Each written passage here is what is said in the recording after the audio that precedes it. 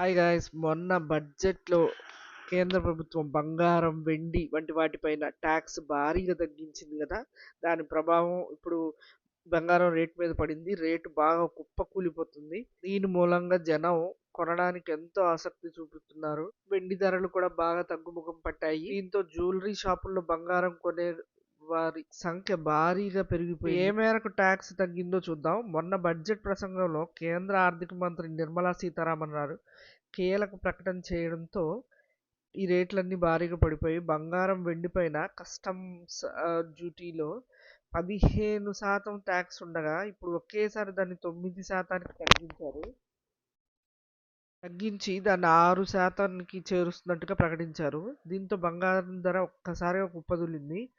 అప్పటి నుంచి 5,000 తగ్గగా వారం వ్యవధిలోనే ఇంకా ఎక్కువే తగ్గుతుందని చెప్తున్నారు. ఇంకా బంగారం కొనేందుకు సామాన్యుల నుంచి అతి సామాన్యులు కూడా ఎగబడుతూ ఉన్నారు. పండగ సీజనల్ కూడా ప్రారంభం అవుతున్న వేళ గోల్డ్ కొనుగోలు చేసేందుకు ఇంకా ఆసక్తి చూపిస్తున్నారు.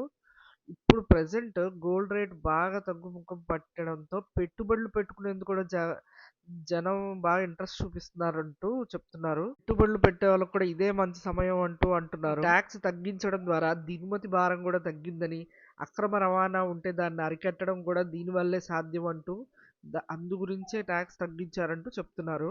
కొనేవారి శాతం దాదాపుగా ఈ డిమాండ్ అనేది 20% వరకు పెరిగిందంటున్నారు.